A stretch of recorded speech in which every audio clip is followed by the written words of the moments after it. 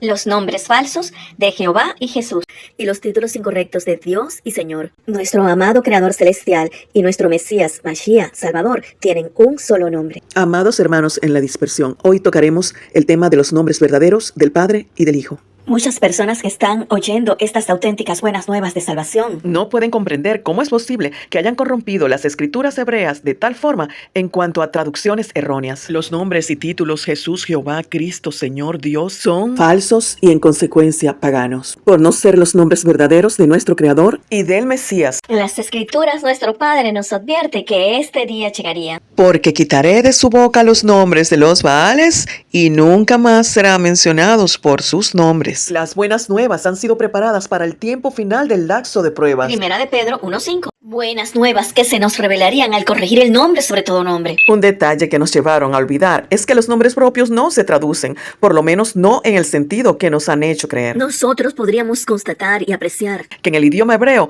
toda palabra tiene un propósito.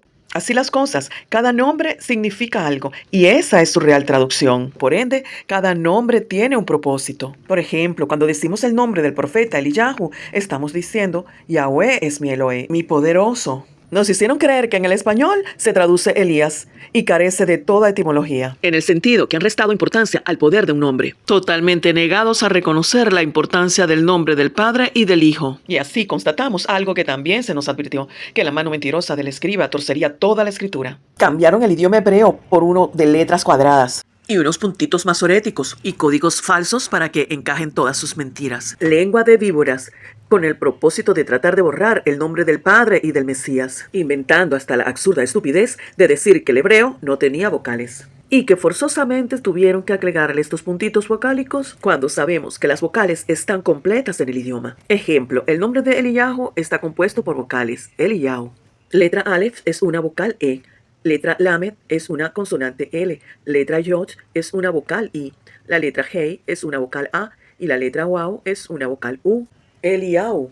incluso al momento de pronunciar el nombre del Padre, podríamos decir que todas las vocales están en su nombre. Yud, Hei, Waw, Hei, I, A, U, E. Que incluso podría pronunciarse con las 5 vocales. Una de las cosas principales que todo creyente debe comprender es que Yahweh hace completa distinción en todo. Veamos las nuevas traducciones más allá de que sean o no paganas. Lo que se desea demostrar es cómo surgieron las malas traducciones que hoy en día se están restaurando a la original. Ya que muchas otras palabras, No solo los nombres. traducidas también de forma incorrecta, hacen que las escrituras se interpreten de manera errónea. En la primera cita de las escrituras traducidas del hebreo al griego, En Génesis escribieron así, en el principio creó Zeus los cielos y la tierra. cuando en realidad la palabra original es Elohim, que nada tiene que ver con Zeus. En hebreo sería así. בראשית ברא אלוהים את השמיים ואת הארץ. En el principio creó Elohim los cielos y la tierra. Entonces entendemos que este dios pagano de los griegos influenció toda la cultura occidental con sus ideales. Veamos por qué se colocaron estos nombres. Zeus, Deus, Theos, Dios. Por ejemplo, la palabra teología significa ideología sobre Dios. Antes de proseguir, es necesario aclarar que acá no se desea buscar contiendas, ni exponer religión alguna a críticas. Simplemente se trata de que puedan ver la doctrina grecorromana y farisaica que nos han ocultado durante tantos siglos. Así como usted, yo, tenemos nuestro nombre propio. Imagínense cómo nuestro Creador y Redentor no va a querer tener el suyo. Y de manera reiterativa en las escrituras se pide respeto para el nombre sobre todo nombre. Él quiere que lo llamemos por su nombre, que le respetemos su nombre y no lo llamemos por títulos como hacen la mayoría en el cristianismo, como Dios, Señor, y en el judaísmo como Hashem, Adonai, Señor, mi amo. Y ciertamente fue lo que nos enseñaron, pero para confusión, y hoy somos llamados a salir de allí. Lo más importante es demostrar que el tiempo de ignorancia ya está quedando atrás. Nuestro Padre Celestial hoy está llamando a todos en todas las naciones para arrepentimiento y aceptación de la verdadera Torah. A nuestro Mesías, Yahushua, nombre sobre todo nombre, que nada tiene que ver con el nombre falso de Jesús. Y tantísimas otras perversiones que han hecho de su nombre propio, único y verdadero. Existe solo un nombre verdadero para nuestro Salvador, y su nombre es Yahushua, que significa salvación de Yahweh. Cuando nuestro Mesías viene, muere y resucita, los discípulos predican en el nombre de Yahushua. Y los fariseos le dicen a los discípulos, no prediquen en ese nombre, no mencionen ese nombre. Ellos dicen, ¿a quién le vamos a hacer caso? ¿A Yahweh o a ustedes? Y entonces por eso los terminan matando, por confesar el nombre de Yahushua. Y una vez que los matan, la gente prefiere mantener el cambio. Y así lo cambian de Yahushua a Yehoshua, de Yehoshua a Yeshua, de Yeshua a Yeshua, de Yeshua a Jesús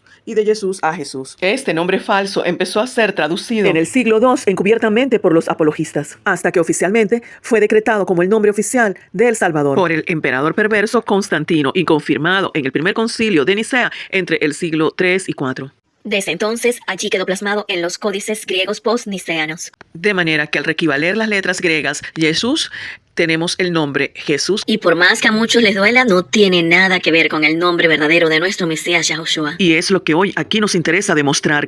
Que el nombre de Jesús, su significado, definición, no tienen nada que ver con el nombre hebreo de nuestro Mesías hebreo. Y es en el hebreo realmente que debemos tener en cuenta su significado, porque su nombre es hebreo, palabra original, y en el principio era la palabra, Juan 1. Sin embargo, engañan al creyente diciendo que Jesús significa la salvación de Jehová, la salvación de Dios. Cuando en castellano Jesús no tiene significado. Su origen realmente viene de culturas que practicaban religiones paganas. La J ni siquiera existía 1500 años posterior a nuestro Mesías. Así que en el siglo XVII, las perversiones Jehová y Jesús llegaron a ser Jehová y Jesús. Un Jesús con un semblante que en nada tiene que ver con la descripción que se le da a nuestro Mesías en las escrituras hebreas. En la Edad Media predominó el semblante europeo occidental. Y ya para los tiempos modernos, el modelo físico de ese Jesús es transformado por la enseñanza apologética y decreto niceano. De esta manera han transformado progresivamente al ídolo en el mundialmente famoso Jesús, arcaicamente de semblante griego, antiguamente de fisonomía europeo-occidental y hoy de físico angloamericano, rubio y de ojos azules, el ídolo que cargan en las procesiones romanas, Jesús. ¿Cómo se llama el ídolo llamado Niño Dios? Jesús. ¿A quién le celebran su natividad el mismo día de Tamuz? A Jesús. ¿Y cómo se llama el ídolo crucificado o la cruz sola que cuelga de la pared frontal del altar de toda iglesia, sea católica, ortodoxa o protestante, que es lo mismo al seguir al mismo impostor? Jesús. A quien también se le añadió el nombre griego de Cristo, que en vez de ungido significa untado, mientras Mashiach, que es el término correcto, significa ungido de Yahweh. ¿Qué relación podrían tener la dicción del Jesucristo de origen griego con nuestro Mesías hebreo? Cuando realmente está muy claro que tienen culturas totalmente diferentes. Igualmente, ¿qué pueden tener en común? Yahweh y Jehová, si Jehová es un término que empezó a usarse a partir del 1518. Jehová es una dicción que jamás existió, nunca se conoció ni se usó antes del 1518. Asimismo, Jesús fue una dicción totalmente desconocida hasta que en el siglo 125 después del Mashiach se le creó y propuso como la alternativa helénica del nombre del Mashiach, iniciándose en un periodo que abarcó hasta el 135 después de Mashiach. Tal proposición y posterior implantación fue realizada por los apologistas, como se refirió antes, hombres fanáticos de la clásica filosofía griega, lobos rapaces vestidos de ovejas que entraron encubiertamente a la congregación verdadera, que aún para hacer ver más real su conversión al Mesías, hasta se sumergieron. Esto significa que aún ellos recibieron el verdadero nombre. En otras palabras, hicieron un teatro con el fin de profanarlo posteriormente y hacer inmunda la sangre de Mashiach. Esto a ellos no les importó, pues su único objetivo era destruir la base de la emuná, fe, el nombre, la piedra angular, a como diera lugar maquiavélicamente. Como se refirió antes, posteriormente de haber logrado los apologistas y primeros doctores de la iglesia la consiguiente introducción blasfema en el 130 después de Mashiach, por la siempre vía cultural de la helenización, no fue sino hasta el 313 después de Mashiach, a base de las persecuciones del ejército romano por un lado y las presiones doctrinales de los helenistas por otro lado, que el nombre de Jesús y otros términos más, como Cristo, fueron implantándose galopantemente en las congregaciones gentiles, no así en las israelitas, que cada vez se le fue haciendo el vocabulario más familiar, doméstico y cotidiano.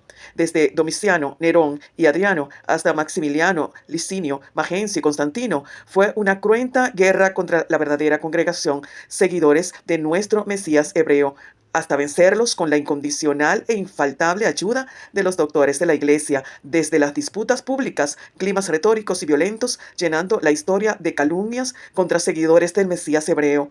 tildándolos de herejes, apóstatas, gnósticos, diabólicos, hasta el filo de la espada y el golpe del mazo, no muriendo los sadiquín, justos, sin antes servir de diversión para los deportes lidiados de los coliseos, cuya versión moderna hoy se llaman estadios con deportes más humanistas y bien paganos como el fútbol, básquetbol y otros, cuyos campeonatos mundiales y olimpiadas no han escapado de ser la perpetuación de los gimnasios de la Grecia antigua, dedicados a los dioses olímpicos, los dioses del Olimpo que nuestro Padre Celestial Yahweh nos prohíbe tanto seguir.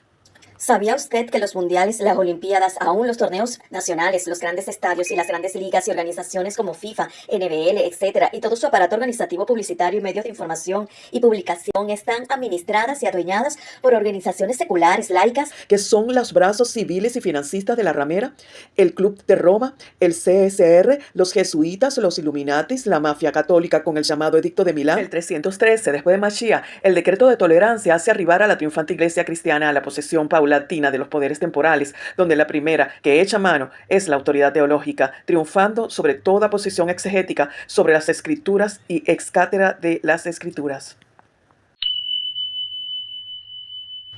Y precisamente aquí es cuando Constantino, juntamente con todo el sínodo del Concilio de Nicea, decretan bajo la potestad del Gran Dragón el primer compendio de la teología del reemplazo. Un compendio cuyo contenido es un vocabulario griego, lengua en continuo desgaste hacia la asimilación en el latín, pero de hecho, vocabulario fuertemente arraigado y robustecido por el vulgo del emergente imperio bizantino, vocabulario creado, presentado y al fin implantado con todo un arrastre de origen etimológico idolátrico, pagano e inmundo, que solo le bastó para su perpetuación y consagración en una escritura universal de difusión pública para una iglesia igualmente universal. De allí su nombre, católica y además ecuménica, hacia la unidad en lo cultural, otra vez con el primer decreto de Antíoco IV. Uniendo civilizaciones bajo costumbres, estatutos totalmente alejados de nuestro Creador Yahweh.